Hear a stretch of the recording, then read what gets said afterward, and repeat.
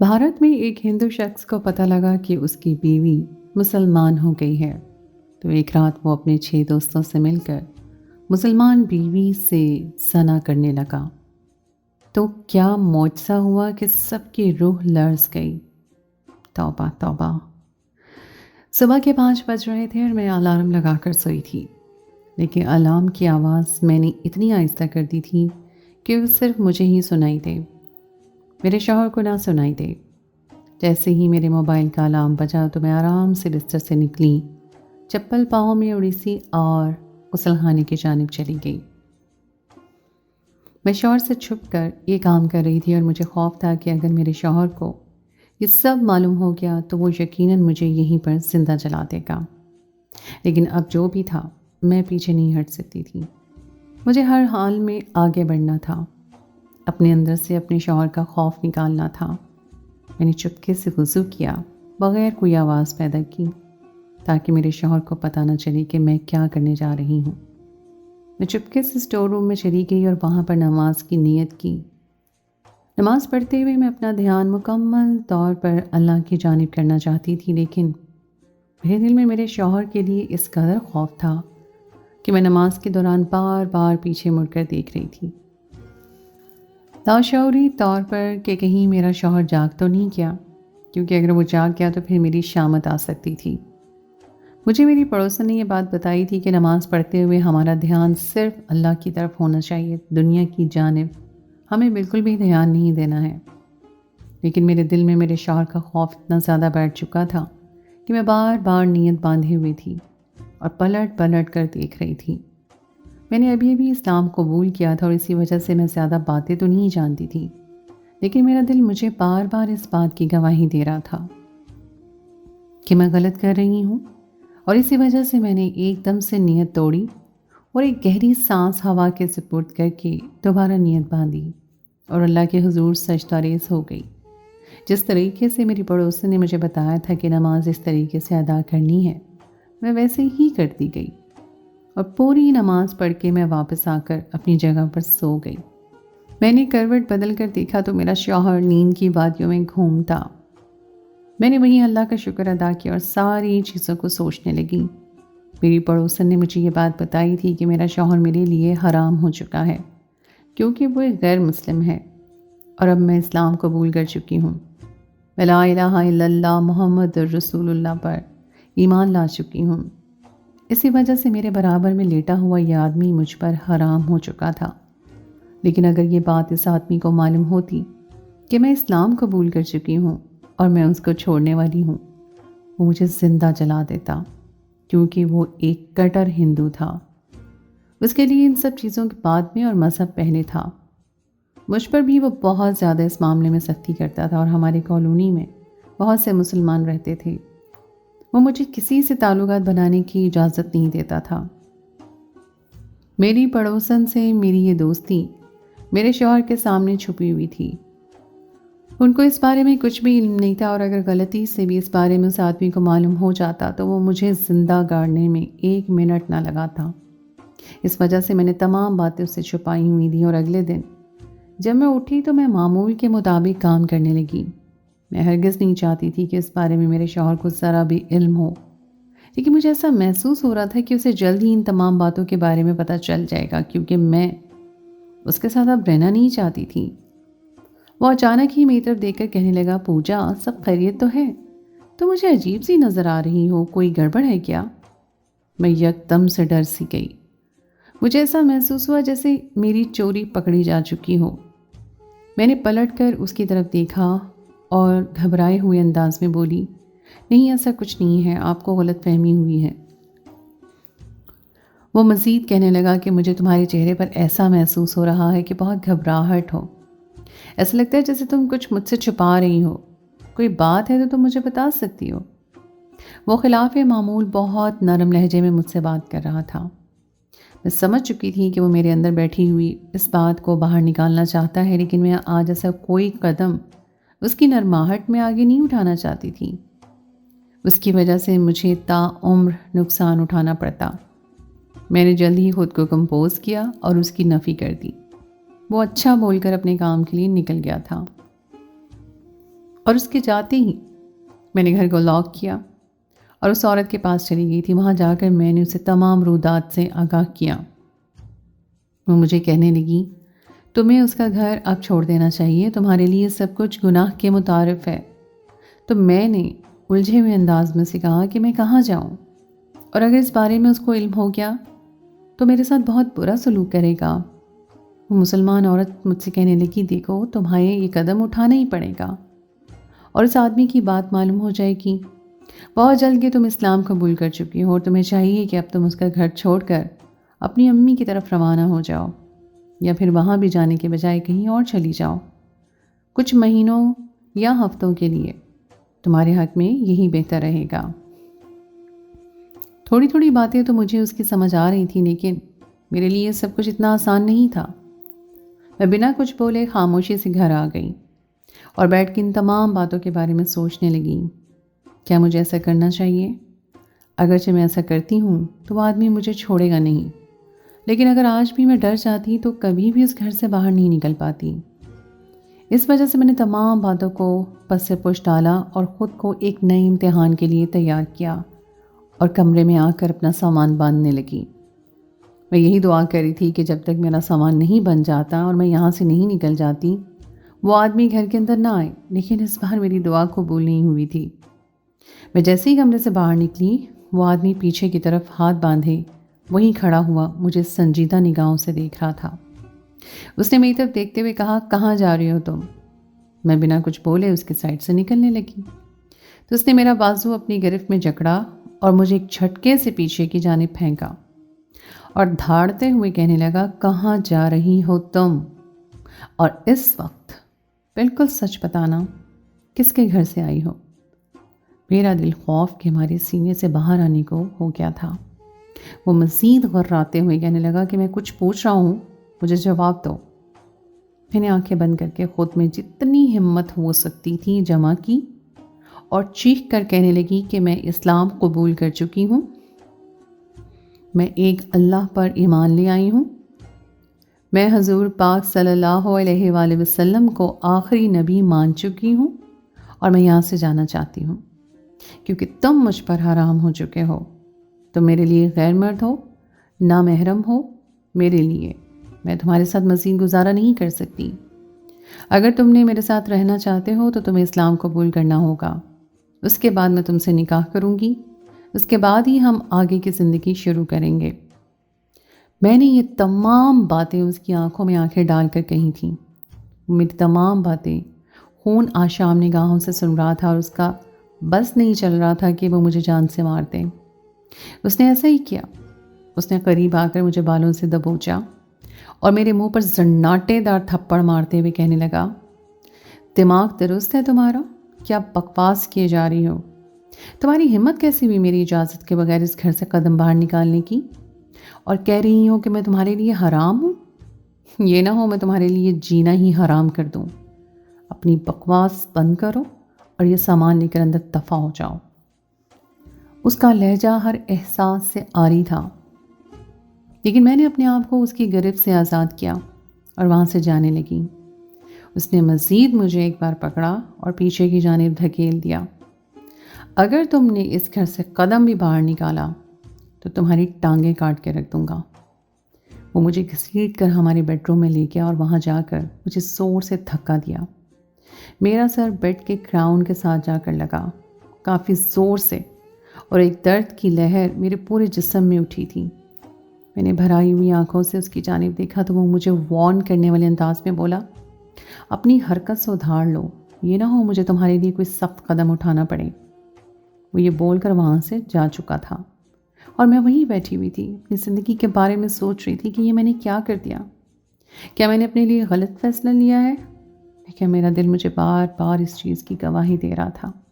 نہیں، تم نے غلط فیصلہ نہیں لیا ہے، تم ٹھیک راستے پر ہو اور یہ انسان غلط راستے پر ہے. تمہیں اس کا مقابلہ کرنا ہوگا، ہر حال میں تمہیں اس سے جیتنا ہوگا. میں یہ باتیں سوچتے ہوئے وہیں پر سو گئی. مجھے علم نہ ہوا وہ رات گئے تک واپس آیا اور دروازہ کھولتے ہوئے کہنے لگا عقل ٹھکانے آ گئی ہے یا ابھی تک ویسے ہی حالات ہیں؟ میں نے اس کی طرف دیکھا اور کہا، میں کبھی بھی اپنے آپ کو اسلام سے اب دور نہیں کروں گی، تم مجھ سے دور رہو، یہی تمہارے حق میں بہتر رہے گا۔ یہ نہ ہو اللہ کا ایسا عذاب تم پر نازل ہو کہ تمہیں پانی بھی نصیب نہ ہو۔ وہ میری بات پر زور سے کہا لگا کر ہنسا اور کہنے لگا، تم غلط راستے پہ جا رہی ہو، تم اپنے بھگوان کو چھوڑ کر ایک اللہ کو ماننے چلی ہو۔ تم جانتی ہو تم کتنی بڑی گناہ کر رہی ہو، تمہارا آخری وقت بہت خراب ہونے والا ہے۔ میں نے اس کی طرف دیکھا تو میں یہی سوچنے لگی کہ یہ آدمی دوزخ میں کھڑے ہو کر مجھے دوزخ سے ڈرا رہا ہے۔ میں نے اس کی طرف دیکھتے ہوئے کہا کہ تم ایک دوست کی انسان ہو، تم مجھے بھی اپنے ساتھ دوزخ میں لے کر جانا چاہتے ہو، لیکن میں اب ایسا کوئی کام نہیں کروں گی جس کی وجہ سے مجھے دوزخ میں جانا پڑے۔ مجھے چھوڑ دو، تمہارے حق میں یہی بہتر ہے۔ لیکن اس نے میری کسی بھی بات پر دھیان دینا ضروری نہیں سمجھا اور وہاں سے مجھے گالیاں دیتے ہوئے چلا گیا۔ اگلے دن بھی یہی سب تماشا ہوا اور اس نے مجھے بار بار اسی بات پر فورس کرنے لگا کہ تم اسلام کی رسی کو چھوڑ دو، لیکن میں ایک اللہ پر یقین رکھتی تھی، اب میں اپنے قدم بالکل بھی پیچھے نہیں ہٹا سکتی تھی۔ میرے شوہر نے اس رات بھی مجھے ڈنڈے کے ساتھ مارا تھا اور مجھے کہنے لگا کہ اسلام کو چھوڑ دو اور اپنے مذہب کی طرف لوٹ آؤ، لیکن میں بضد تھی اور میں ایک اللہ پر ایمان رکھتی تھی اور اسی وجہ سے میں نے تمام رات اس کا ظلم برداشت کیا، لیکن اپنے ایمان کو ساتھ میں مضبوط رکھا۔ اگلے دن وہ میری طرف دیکھ کر کہنے لگا کہ میں تمہیں زندہ نہیں چھوڑوں گا، تم نہیں جانتی تم کس سے پنگا لے رہی ہو۔ میں نے کہا میرے ساتھ دینے کے لیے اللہ ہے، میں کبھی بھی تنہا نہیں رہوں گی، وہ مجھے کسی نہ کسی طور پر تم جیسے درندہ صفت انسان سے بچا لے گا اور اس گھر سے رہائی دلوا دے گا۔ تم دیکھنا، میں ایک دن اس گھر کے باہر ہوں گی اور تم رو رہے ہوگے میرے قدموں میں بیٹھ کر۔ اس نے کہا کہ یہ دن تو کبھی زندگی میں آنا ہی نہیں ہے، اور تم اب دیکھنا، جو تم بار بار اس بات کا جھنڈا گاڑ رہی ہو نا کہ میں حرام ہو چکا ہوں، میں حرام ہو چکا ہوں، آج کی رات تم دیکھنا تمہارے ساتھ کیا ہوتا ہے۔ وہ یہ بول کر اچانک ہی تن فن کر کے وہاں سے جا چکا تھا اور میری یہاں روح لرز رہی تھی۔ مجھے اب خوف محسوس ہو رہا تھا، میں سمجھ چکی تھی کہ میرے ساتھ بہت برا ہونے والا ہے۔ مجھے اور میرے خیال کے مطابق ایسا ہی ہوا تھا۔ رات کے 8 بجے کے قریب مجھے محسوس ہوا کہ جیسے دروازہ کھولنے کی آواز آئی ہو اور کوئی اندر داخل ہوا ہو۔ پہلے تو میں یہ سمجھی کہ میرا شوہر آیا ہوگا، لیکن اچانک ہی مجھے کافی سارے مردوں کی آوازیں آنے لگیں، اور وہ مرد کوئی اور یا 2 یا 1 نہیں تھے، کافی سارے لگ رہے تھے۔ اچانک ہی وہ میرے کمرے میں آ گئے۔ میں نے ارد گرد اچھے سے چادر اوڑھ رکھی تھی اور نماز کے سٹائل میں دوپٹہ سر پہ باندھا ہوا تھا۔ ان میں سے ایک میری جانب دیکھتے ہوئے خباثت سے کہنے لگا، یہ تو بڑی کمال کی لگتی ہے، بہت ہی بے وقوف ہے تمہارا شوہر جو اتنی سی غلطی پر اتنی خوبصورت چیز ہمارے حوالے کرنے کے لیے رضامند ہو گیا۔ وہ مرد تقریباً 6 کے قریب تھے۔ میں ایک دم گھبرا کر بیڈ سے نیچے اتری اور ان کی طرف دیکھ کے کہنے لگی، کون ہو آپ لوگ اور بنا اجازت کیسے میرے کمرے میں آ سکتے ہو؟ میرا شوہر کہاں ہے؟ تو وہ کہنے لگے، تمہارے شوہر نے تمہیں سزا دینے کے لیے ہم سب کو بھیجا ہے۔ میں نے نا سمجھی سے ان کی طرف دیکھتے ہوئے کہا، کیا مطلب؟ تو وہ کہنے لگے، ہم تمہارے ساتھ آج کی رات گزارنے کے لیے آئے تو تم اسلام قبول کر چکی ہو نا، لیکن تمہارے شوہر کو یہ چیز پسند نہیں آئی ہے، وہ آج کی رات تمہیں سزا دینا چاہتا ہے، اور ہمیں نہیں معلوم تھا جس چیز کو اس نے ہمیں بھیجا ہے سزا دینے کے لیے وہ اتنی خوبصورت اور مزے کی ہوگی، ہمیں اندازہ نہیں تھا۔ ایک آدمی میرے جانب یہ بات بول کر قدم پہ قدم آگے آنے لگا اور میری روح پناہ ہونے کی در پر تھی۔ میرا جسم ہولے ہولے ہلہ رسنے لگا، مجھے اپنی عزت خطرے میں لگنے لگی۔ مجھے شدت سے اس وقت کا احساس ہو رہا تھا، یہ میں نے کیا کر دیا ہے، لیکن میں اندر ہی اندر جتنی بھی اس عورت نے مجھے قرآنی آیتیں مجھے یاد کروائی تھیں وہ میں یاد کرتے ہوئے دہرانے لگی اور آنکھیں بند کر کے اپنے اللہ سے مدد کی اپیل کرنے لگی کہ میری عزت کی حفاظت کرنا، میں گندی نہیں ہونا چاہتی، مجھے ان درندہ صف لوگوں سے بچا لینا۔ اور جیسے ہی میں نے آنکھیں کھولی تو میرے 14 طبق روشن ہو گئے۔ مجھے یقین ہی نہیں آیا کہ یہ کیا معجزہ ہوا ہے، کیونکہ وہ 6 کے 6 آدمی میری آنکھوں کے سامنے۔ توبہ توبہ! میرے ماں باپ نے جس سے میری شادی کروائی تھی وہ ایک کٹر ہندو تھا، کافی جاندار مرد تھا۔ پہلے پہل جب میں نے اسے دیکھا تھا تو میں نے اپنے ماں باپ کو صاف انکار کر دیا تھا، کیونکہ میں اس انسان کے ساتھ شادی نہیں کرنا چاہتی تھی جو مذہب سے اتنا زیادہ جڑا ہو۔ میرا مقصد کچھ اور نہیں تھا، لیکن نہ جانے کیوں مجھے اپنا مذہب کبھی بھی سمجھ نہیں آتا تھا۔ اتنے سارے خدا کی پوجا کرنا مجھے ہمیشہ الجھا دیتا تھا کہ یہ سب کیا ماجرا ہے۔ میں اپنے ماں باپ سے بھی اس بارے میں بہت دفعہ بات کرتی تھی، لیکن وہ ایک میری بات کبھی سنتے ہی نہیں تھے۔ میرا شروع سے رجحان اسلام کی طرف رہا تھا۔ میں چھپ چھپ کر اپنے گھر میں اسلام سے ریلیٹڈ کوئی بکس وغیرہ پڑھتی تھی، ورنہ کسی اسکالر وغیرہ کو سنتی رہتی تھی۔ جب جب میں اللہ کے بارے میں سنتی تھی ان کے بارے میں جاننے کی کوشش کرتی تھی۔ حضور پاک محمد مصطفیٰ صلی اللہ علیہ وآلہ وسلم کے بارے میں جانتی تھی، مجھ پر رکت طاری ہو جاتی تھی، میرے آنسو بہنے لگتے تھے۔ پتہ نہیں مجھے کیا ہوتا تھا کہ میرے ہاتھ پاؤں کانپنے شروع ہو جاتے تھے۔ مجھے آج تک اپنے بارے میں یہ بات سمجھ ہی نہیں آئی تھی، یہ میرے ساتھ کیوں ہوتا ہے۔ اور جب میں اپنے بھگوان کی پوجا کرتی تھی تو ایسا کچھ نہیں ہوتا تھا، میں نارمل رہتی تھی، اور میری شادی میرے ماں باپ نے مجھے سمجھا بجھا کر ہی دی۔ وہاں جانے کے بعد مجھے یہ چیز اچھے سے سمجھ آ گئی تھی کہ میرا شوہر اسلام سے نفرت کرتا ہے اور اپنے مذہب سے بہت پیار کرتا ہے، اور انہیں مسلمان قوم بالکل بھی اچھی نہیں لگتی ہے۔ ہم جس کالونی میں رہتے تھے وہاں کافی مسلمان رہتے تھے، لیکن میں نے آج تک کسی کی طرف دیکھا بھی نہیں تھا، کیونکہ میرے شوہر نے مجھ پر سختی کی ہوئی تھی۔ اس معاملے میں زیادہ تر اپنے گھر میں ہی رہتی تھی اور زیادہ سے زیادہ سبزی وغیرہ لینے کے لیے باہر چلی جاتی تھی۔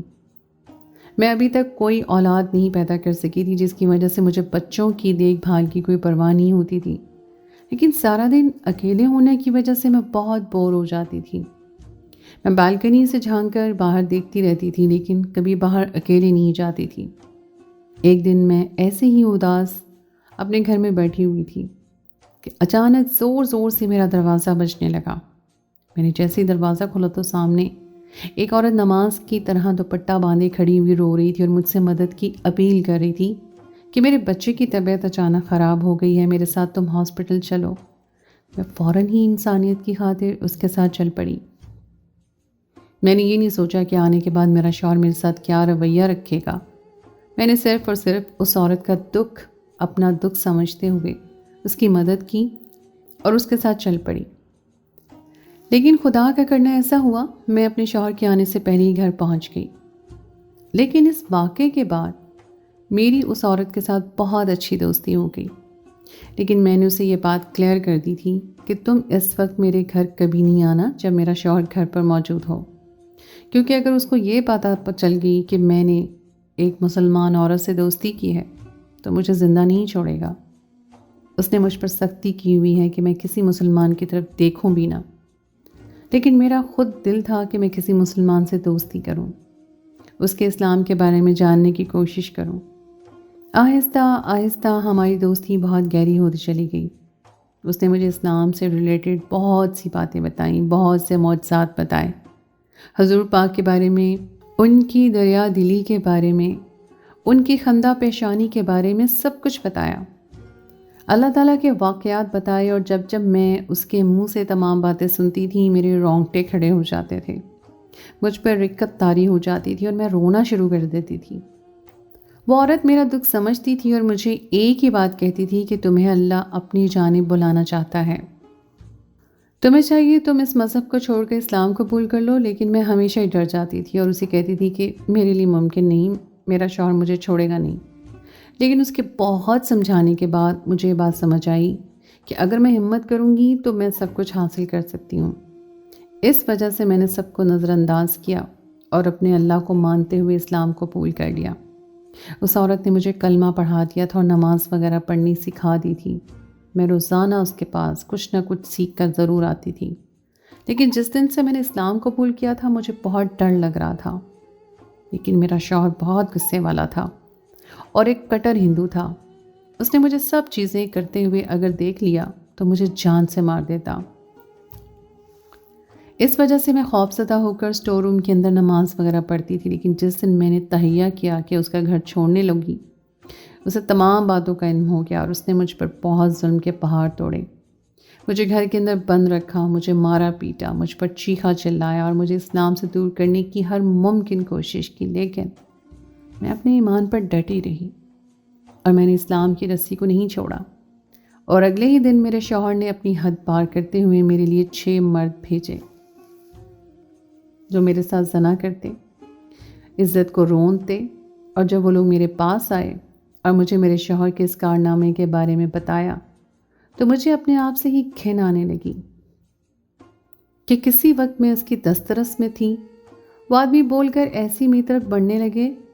میں آنکھیں بند کر کے اپنے اللہ سے دعا کرنے لگی کہ مجھے بچا لو، میری عزت کی حفاظت کر لو. کہ ایک دم اتنے زور سے دھماکے کی آواز آئی کہ جیسے ہی میں نے آنکھ کھولی میری 14 طبق روشن ہو گئی، کیونکہ وہ 6 کے 6 آدمی شارٹ سرکٹ کی وجہ سے جل کر راکھ ہو گئے تھے. اور مجھے یہ بات سمجھ ہی نہیں آ رہی تھی کہ وہ میں کیسے محفوظ ہو چکی ہوں، کیونکہ میں جس جگہ پر کھڑی ہوئی تھی وہاں پر کوئی ایسی چیز نہیں تھی جس سے آگ پکڑی جا سکتی. میں فوراً ہی بیٹھ کے اس طرف نکل کر کھڑکی کے ذریعے گھر سے باہر نکل آئی. اندر گھر پورا مکمل جل چکا تھا. اندر وہ موجود 6 کے 6 افراد شارٹ سرکٹ کی وجہ سے جل کے کوئلہ ہو گئے تھے اور میں بالکل صحیح سلامت گھر کے باہر کھڑی ہوئی اس منظر کو دیکھ کر حیران ہو رہی تھی. یہ میرے ساتھ ابھی کیا معجزہ پیش آیا ہے؟ میرا شوہر اچانک ہی پیچھے سے آیا اور مجھے کہنے لگا، تم باہر کیسے اور یہ گھر کیسے چل گیا؟ اس کی آواز میں بہت الجھن تھی. وہ یقیناً مجھے بچانے کی خاطر جلدی واپس آ گیا تھا. میں نے اس کی طرف دیکھتے ہوئے کہا کہ یہ میرے اللہ کا معجزہ ہے، اس نے میری حفاظت کی اور مجھے ان درندہ لوگوں سے بچایا. تو وہ کہنے لگا کہ ایسا کیسے ہو سکتا ہے؟ اس کو کچھ بھی سمجھ ہی نہیں آ رہا تھا، کیونکہ واقعی یہ بہت آسان بات نہیں تھی. میں بھی اس جگہ پر موجود تھی لیکن مجھے ایک خراش تک نہیں آئی تھی اور وہی لوگ کوئلہ بن چکے تھے. میرا شوہر اچانک ہی گھٹنوں کے بل میرے قدموں میں گر گیا اور کہنے لگا، مجھے معاف کر دو. پتہ نہیں تم کون ہو، تمہارا اللہ کون ہے جس نے تمہاری اس قدر حفاظت کی کہ تم بالکل صحیح سلامت باہر کھڑی ہو اور وہی وہ لوگ اندر جل کر کوئلہ بن گئے ہیں. مجھے معاف کر دو، میں اسلام قبول کرنا چاہتا ہوں. میرے شوہر کے منہ سے یہ الفاظ سن کر میرے رونگٹے کھڑے ہو گئے تھے اور میں حیران نگاہوں سے اس کی طرف دیکھنے لگی تھی. میں نے کہا، واقعی آپ اسلام قبول کرنا چاہتے ہیں؟ اس نے کہا، میں اسلام قبول کرنا چاہتا ہوں کیونکہ جو منظر میں دیکھ چکا ہوں اس کے بعد کوئی عقل سے پیدل انسان ہی ہوگا جو اللہ پر بھروسہ نہیں کرے گا. میں نے بنا کوئی دوسری بات کیے اپنے شوہر کو اسلام قبول کروایا اور اس کو کلمہ پڑھا دیا، اور کچھ دنوں کے بعد ہی ہم دونوں ایک ہنسی خوشی زندگی گزارنا شروع کر چکے تھے. اگر وہ زندگی میں میرا معجزہ نہ ہوتا، اللہ تعالیٰ اپنا کرشمہ نہ دکھاتا، تو میرا شوہر جس کی آنکھوں پر گناہ کی پٹی بندھی ہوئی تھی وہ کبھی بھی نہ اترتی اور اس کو کبھی عقل ہی نہ آتی، اور میں بھی زندگی میں خود کے سامنے اور اپنے رب کے سامنے کبھی سرخ و رو نہ ہوتی.